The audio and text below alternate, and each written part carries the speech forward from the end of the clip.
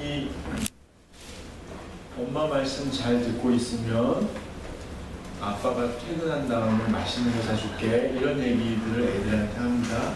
이 말은 뭐냐면 착하게 살면 좋은 일이 있을 거야, 이걸 가르치는 거거든요. 아이들이 그 말을 철떡같이 믿고 착하게 삽니다. 아침밥도 먹고 또 학교 갔다 오면 씻고 숙제뿐만 아니라 공부도 하고 심지어 독서까지 하고 책가방도 챙기고 심부름도 하고 동생도 돌보다가 지쳐서 잠듭니다. 아빠가 아직 안 왔는데, 그럼 아빠가 들어오셔요, 늦게. 그 다음날 아침에 일어나면 엄마가 뭐라고 하냐면 더 착해야 되는 거야 얘기합니다. 그럼 아이들이 더 착해야 되는구나 이렇게 생각하고 속으면서 이제 자라는 거죠. 청소년이 되고 청년이 되고 직장 생활을 하면 이 맛있는 것에 대한 이 태도가 좀 달라지죠. 용돈도 모으고 월급도 받고 그러면서 친구 따라서 아름아름 맛집을 찾아다닙니다. 이거 맛있다 저거 맛있다 찾아다니면서 행복한 삶을 한번 만들어 보려고 하죠. 근데 문제는 제가 아무래도 이상한 게 어릴 때 대통령이 어디 나갔다 오시면 쫙 도열해가지고 악수하잖아요.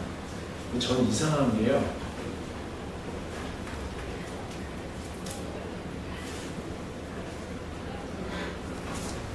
이 너무 이상했어요. 이 사람하고 악수를 하는데 왜 옆 사람 얼굴을 볼까? 이게 어릴 때 참 이상해요. 모든 대통령이 매번 그러시더라고요. 참 이상하다. 근데 맛집도 마찬가지입니다. 맛집을 찾아가면서 다른 집 맛집을 얘기합니다. 심지어 주문해놓고 다른 맛집에 갔던 얘기를 합니다. 심지어는 먹으면서 다른 음식 먹었던 얘기를 합니다. 근데 어떻게 그 음식 맛을 만끽할 수 있을까요? 어떻든 그러면서 이 집 저 집 찾아다니는데 결국은 자기가 뭘 좋아하는지 모른 채 맛집을 찾아다니다가 시간과 돈을 다 쓰는 경우가 있습니다. 근데 연세가 좀 있으신 분들, 나이가 드신 분들은 꼭 그렇진 않아도 장인이나 달인으로부터 받아쓰직한 레시피 같은 게 있는 거예요. 그래서 일상 속에서 가까이에서 구할 수 있는 재료들, 그러니까 어른들이 이렇게 지나가면 저거 싱싱하다, 저걸로 뭐 만들어 먹으면 좋은데 이런 말씀 하시잖아요. 그걸 구해다가 직접 만들어서 좋아하는 사람을 초대해가지고 소박하게 한 상 차려 먹고 자기답게 인생을 살아가는 모습들을 우리가 볼 수 있습니다. 여러분, 천국에 대한 얘기보다 맛있는 거에 대한 얘기를 훨씬 많이 하는 거 보면 맛있는 것이 천국과 연결되어 있을 수도 있다는 생각을 가끔 합니다. 이 말은 뭐냐면 맛있는 것을 먹고 취해가는 이 과정을 제가 3단계 정도로 말씀드렸잖아요. 근데 이것이 행복한 삶을 추구해가는 인생살이와 비슷합니다. 옛날에는요, 제가 말하는 옛날은 고대사회, 중세사회를 얘기하는데요, 옛날에는 이렇게 생각했습니다. 착하게 살면 나중에 하늘이 복을 준다. 아무리 착하게 살아도 복을 못 받으면 자기 탓을 했습니다. 내가 덜 착했나 보다.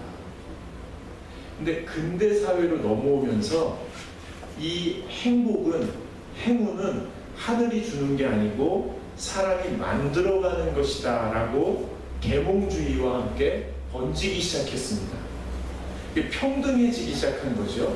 근데 문제는 뭐냐면 내가 만드는 행복하고 당신이 만드는 행복하고 부딪힌다는 겁니다. 그래서 정치가 하는 일이 뭐냐면 최대한 모든 사람이 가능한 한 많이 행복해질 수 있도록 만드는 게 정치의 역할이 됐습니다. 공리주의라고 하죠. 최대 다수의 최대 행복. 그러면 될 줄 알았어요. 그러면 깨끗하게 해결될 줄 알았어요. 모든 사람이 평등하게. 그런데요, 탁석산이라는 사람이 행복 스트레스라는 책에서 이런 얘기를 합니다. 이 공리주의가 민주주의를 만나면서 네가 행복하면 내가 행복해야지. 왜 너만 행복해? 내가 행복해야지. 이런 의식이 자라나기 시작합니다. 그리고 그게 자본주의와 만나면서 야, 이거 잘만 하면 대박 터지겠다. 저 사람도 대박 터지고 대박 터지니까 나도 대박 터져야 돼. 이러면서 차도 사고 집도 사고 금융구조 안에서 다 끌어다가 내 행복을 최대화하는, 극대화하는 아메리칸 드림, 대박 드림이 모든 사람의 의식 속에 자리 잡고 있어요. 근데 이게 이기주의와 소비 문화와 만나면서 어떻게 되냐면 너를 이용해서라도 내가 대박이 터져야 돼. 이런 의식이 확장됐다. 이게 우리 뼛속 깊이 현대사회에 자리 잡기 시작했다는 거예요. 그러면서 이 탁석산 씨가 뭐라고 얘기하냐면 행복 신화 속에서 행복 중독자들이 여러 가지 행복의 요인을 찾아서 만들어가지만 결국은 자기가 언제 행복한지를 모른 채 방황하게 되었다라고 결론을 냈습니다. 자, 여러분, 제가 한 사람을 소개하려고 합니다. 이 사람이 이 근대 사회를 거치면서 이 사회 속에서 행복한 요소를 모두 갖췄으나 갑자기 어느 날 불행을 맛본 한 사람입니다. 그 사람의 이름은 자일스 브랜디스라는 사람인데요. 영국의 작가이며 방송인입니다. 여러분이 아는 저술가나 연예인, 영화 배우 중에서 유명한 사람하고 이 사람하고 거의 아는 정도로 활동이 많은 전직 국회의원이었고 영국 여당의 원내 총무까지 했습니다. 아주 유명하고 하여튼 현대사회에서 갖출 수 있는 모든 것을 소유하고 누렸던 사람이에요. 근데 어느 날 갑자기 가장 친한 친구가 세상을 떠납니다. 여러분도 친한 친구가 세상을 갑자기 떠나는 것을 경험한 적이 있으실 겁니다. 그리고 원내 총무로서 영국의 굵직굵직한 일들을 잘 해결했습니다. 그런데 국회의원 선거에서 낙선합니다. 이 아내가 이 남편이 낙선한 날 뭐라고 했냐면 사람들은 이제 당신을 원하지 않아요. 아주 가슴에 못을 박았어요. 이 사람이 정말 행복한 삶을 살았거든요. 근데 갑자기 그 두 가지 요인 때문에 불행의 늪에 빠집니다. 그리고 이 사람이 클레어라고 영국에서 가장 유명한 정신과 전문의를 찾아갑니다. 그리고 행복해지고 싶다고 얘기합니다. 그리고 이 두 사람이 행복해지는 방법을 연구하기 시작합니다. 모든 고서를 다 뒤지고 10,000명에게 인터뷰한 데이터와 본인이 직접 수백 명을 찾아가서 어떻게 당신은 언제 행복하냐고 물어보고 그 모든 걸 종합해서 행복해질 수 있는 7가지를 정리를 합니다. 그 7가지 정리해서 신간인데요. 책을 냈어요. 그 책 이름이 뭐냐면 인불나행입니다. 인불나행. 이게 뭐냐면 인생은 불친절하지만 나는 행복하겠어. 이게 책 제목인데 거기 7가지 이렇게 얘기합니다. 첫째는 열정을 키워라. 열정을 키워. 즐겁게 잘하고 몰입할 수 있는 일을 자꾸 찾으라는 겁니다. 오늘 김은영 집사님의 가족이 통째로 어디 가셨어요. 어디 가셨냐면 1대100이라는 프로그램이 있어요. 거기에 김은영 집사님이 출연해. 1족이 아니라 100족에. 다음에 1족으로 한번 가라고 했는데 가족들이 방청객으로 이제 응원하러 가기 위해서 일부 예배하고 기도해달라는 말씀 안 하시고 갔습니다. 근데 막 이렇게 가족들이 새로운 경험을 하는 거예요. 근데 이 열정적으로 함께 할 수 있는 것들을 찾으라는 거예요. 두 번째로는 나무에 달린 나뭇잎이래라. 이 말은 뭐냐면 공동체에 딱 붙어 있으라는 거예요. 가족, 직장, 지역사회, 동아리, 교회. 여기에 완전히 붙어 있으라는 거예요. 세 번째가 거울을 깨라. 거울을 깨라. 이게 무슨 말일까요? 제가 한번 해볼까요? 이걸 깨버리라는 거예요. 자아도취에서 벗어나라는 거예요. 자기를 자랑 삼는 거. 이 사람은 충격적인 얘기를 합니다. 아무리 애둘러서 내가 중요하다는 것을 표현해도 이 세상 단 한 명도 나에게 관심이 없다는 거예요. 그거를 좀 알라는 거예요. 네 번째로는요, 변화에 저항하지 마라. 인생의 양념처럼 인생의 변화들이 있을 때 저항하지 마라. 다섯 번째로 행복을 점검해라. 나를 행복하게 하는 것이 있으면 시도하라는 거예요. 불행하게 하는 게 있으면 단호하게 잘라내라. 여섯 번째로 순간을 살아라. 카르페 디엠. 이 순간에 몰입해라, 집중해라. 그렇게 하기 위해서 의식이 깨어 있어야 된다. 설교 시간에, 강의 시간에, 회의 시간에 지루해서 딴 생각하는 것보다 거기에 집중하는 게 훨씬 더 편하다. 근데 의식을 깨어 있게 하는데 가장 방해가 되는 요소를 이 사람이 꼽은 게 뭐냐면 뭘까요? 옛날에는 없었던 거예요. 네, 스마트폰. 네. 근데 마지막으로 행복해라. 행복해지기로 결심해라. 이 7가지를 얘기하는 거예요. 이거는 제가 볼 때 인류가 만들어낸 행복해질 수 있는 방법 7가지 중에 가장 잘 정리된 것 같아요. 근데 이것을 한다고 행복해지지는 않습니다. 그러면 여러분이 물어볼 거예요. 그러면 목사님 설교 시간에 뭘 이렇게 장황하게 얘기하십니까? 저는 이 책을 읽으면서 이분도 행복을 만들어내고 싶어서 이걸 연구했고 발표했거든요. 책으로. 근데 저는 이분이 알고 그랬는지 번역가가 의도적으로 그랬는지 의도적이지 않게 그랬는지 모르지만 이분의 결론 부분에 중요하게 생각해야 할 한 가지 단어를 발견했습니다. 그게 뭐냐면 행복하기로 결단하고 이렇게 7가지 요소를 가지고 살다 보면 일상 속에 가까이에 와 있는 행복을 발견할 수 있다. 발견할 수 있다.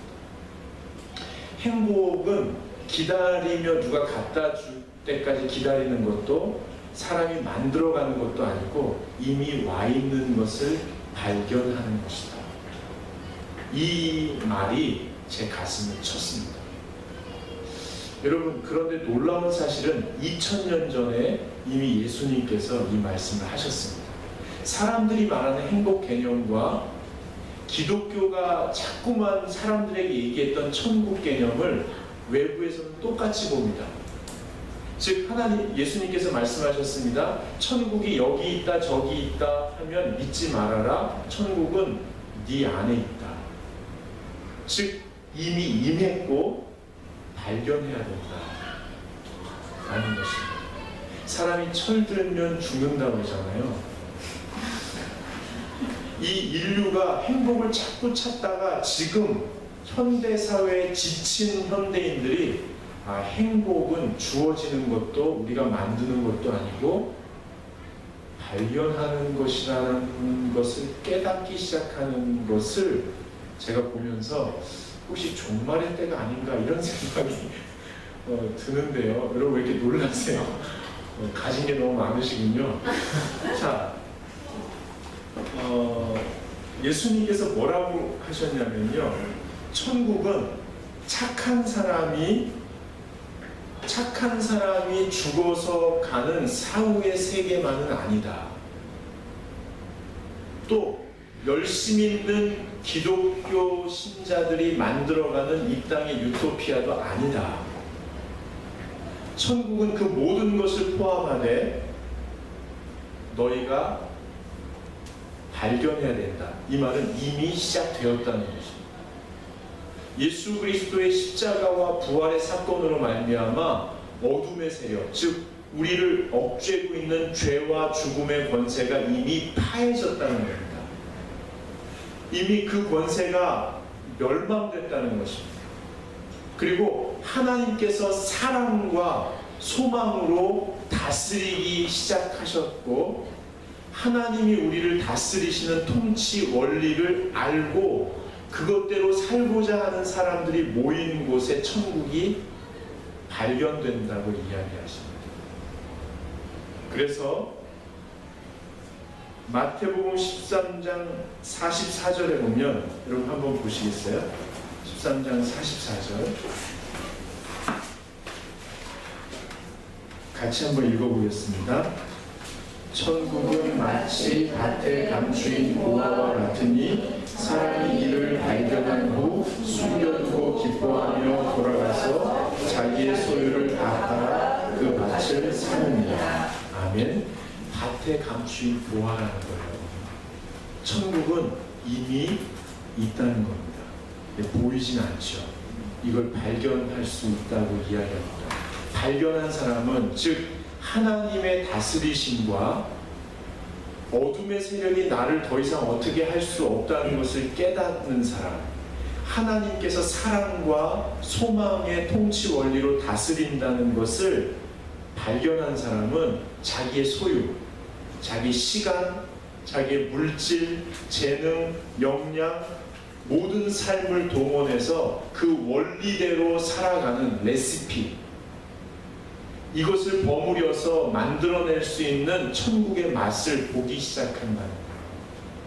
그래서 이 땅의 원리가 아니라 하나님의 원리로 이 땅의 삶을 버무리는, 요리하는, 그 맛을 내는, 나만이 맛보는 게 아니라 다른 사람을 초대해서 그 사람의 마음을 살 수 있는 삶의 원리 속으로 쑥 들어간다는 거죠.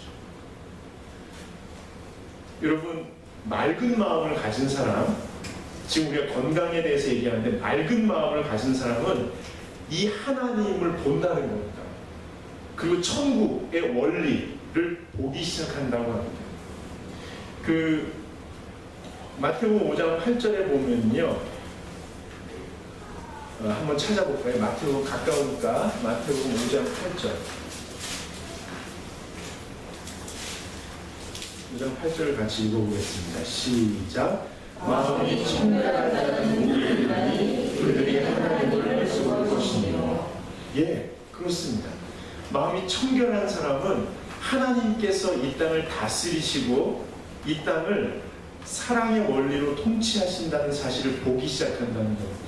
근데 이게 쉽지가 않습니다.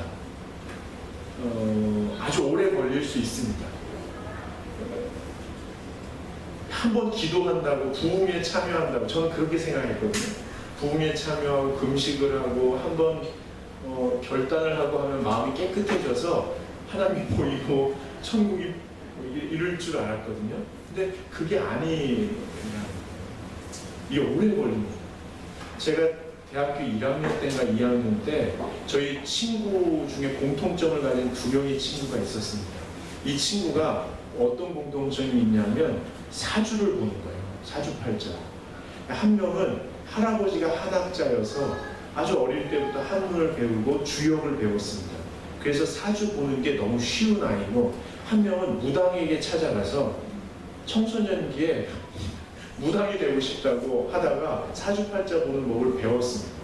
근데 이 두 사람이 제가 대학 재수를 마치고 대학교 1학년을 마치고 2학년에 올라가는 4월에 한 친구가 저에게 찾아왔습니다. 무당에게 배웠던 그 친구가 술이 약간 취해가지고 저희 집에 왔다가 인생이 어렵다느니 뭐 어쩌고 이렇게 하면서 제 손을 잡고 제 손을 만지작거리면서 이렇게 울듯 말듯 이렇게 얘기하다가 제 손을 보고 깜짝 놀라요. 그리고 손금을 이렇게 보더니 깜짝 놀라고, 제 생년월일을 물어보더니 깜짝 놀라고, 그리고 술이 확 깨가지고 돌아갔어요. 그리고 그 다음날 전화가 왔습니다. 솔직히 장난이잖아. 그러면서 쭉 설명하는 것입니다. 사람을 죽이는 2월에 그해 2월에 내가 사람을 때려 죽이는 그런 게 액문이 있는데 물론 죽을 정도로 때렸을 수도 있는데 그런 일이 없었냐? 없었다. 그거 헤어졌습니다. 그 다음에 주역을 공부한 그 정통파 친구가 제 손을 보면서 2월 달에 무슨 일이 없었냐 사주를 보고 전화가 왔어요. 2월 달에 무슨 일이 없었다. 그러면서 그 친구가 하는 말입니다. 그 친구는 중고등학교 때부터 제 사주를 봤기 때문에 그 친구가 이렇게 얘기하는 거예요. 나중에 두 친구가 똑같은 얘기를 하는데요. 너는 다른 원리에 따라 사는 사람 같아. 그러니까 이 세상에 어떤 원리가 있는데 너는 다른 원리에 따라 사는 사람 같아.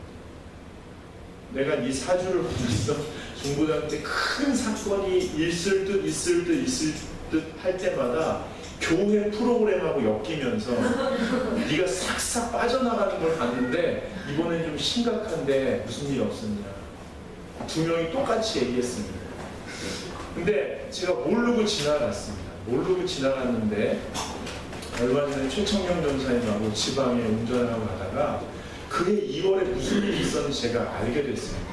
그게 언제냐면 새술은 세부대라는 표어로 옆곡에 있는 새소망 소년의 집에서 청년대학교 겨울 수련회를 그때 제가 예수 그리스도를 다시 인격적으로 영접하며 저 자신을 십자가에 못 박아 죽입니다.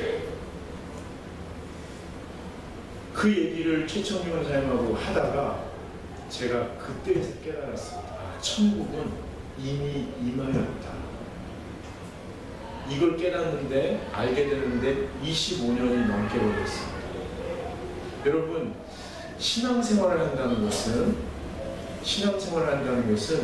이미 내 곁에 십자가와 부활의 사건으로 내 곁에 오셔서 나를 억압하던 어둠의 세력을 거두어 주시고 오직 사랑으로 오직 생명의 소망으로 내 삶을 이끌어 가시는 현존하시는 하나님, 현실적으로 실제하는 천국의 원리를 받아들이는 것입니다. 이것은 착하게 산다고 나중에 주어지는 것도 아니고 열심히 살아 만들어지는 것도 아니고 이미 내게 죽음을 넘어오신 예수님 앞에 엎드릴 때 이루어지는 것입니다. 여러분, 바깥에서 우리를 한번 봅시다. 바깥 사람들이 쓴 책들을 한번 보시면 이런 대목들을 보셨을 겁니다.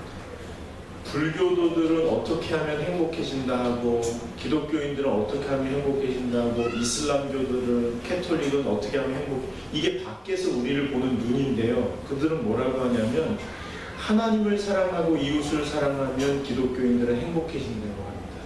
이렇게 표현합니다.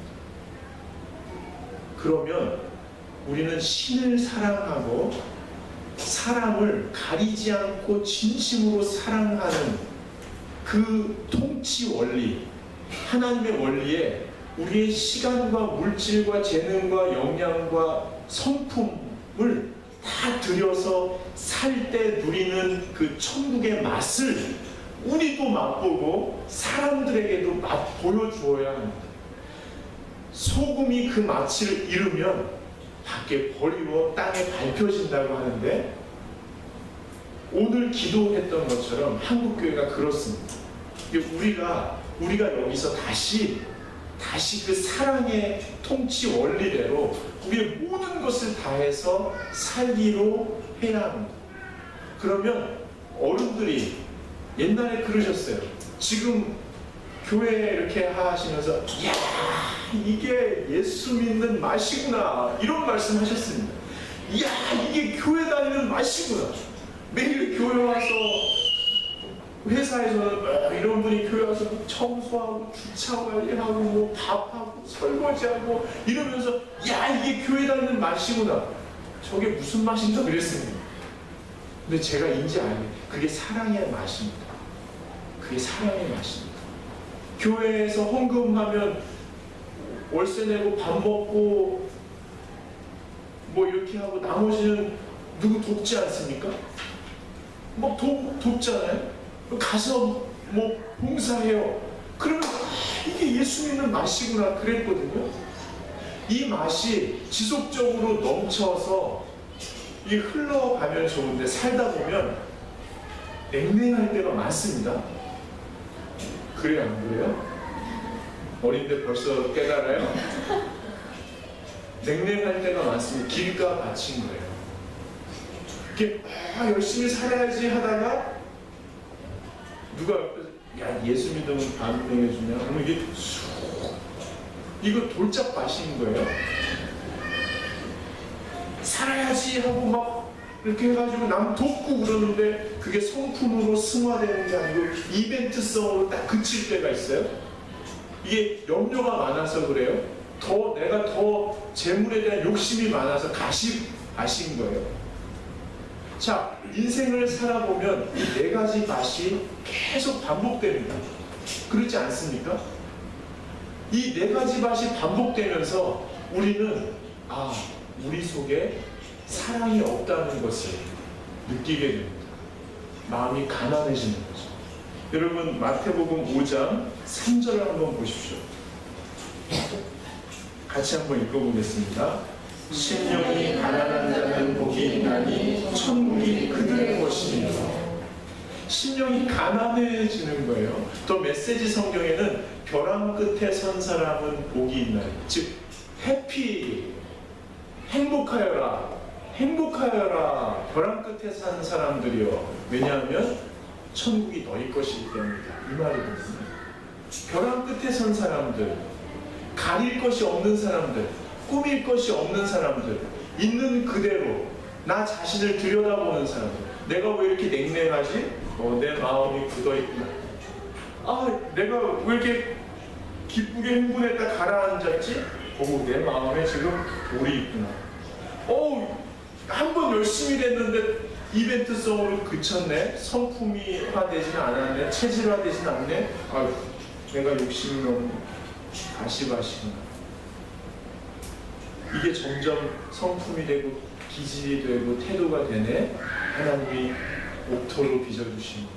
이거를 누구 탓하거나 한정 핑계대거나 다른 사람을 욕하거나 하지 않고 모든 것을 자기 속에서 살피고 끊임없이 하나님께 이 밭을 일구어 주시기를 기도해가는 이 가난한 마음이 있을 때 천국을 누리게 된다고 이야기합니다.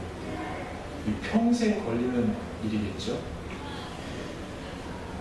이번 한 주 동안 꾸미지 말고 허세 부리지 말고 남 탓하지 말고 욕하지 말고 자기 마음을 한번 더 깊이 들여다보면, 그래서 퓨어래요. 퓨어. 영어 성경에 퓨어로 되어 있더라고요.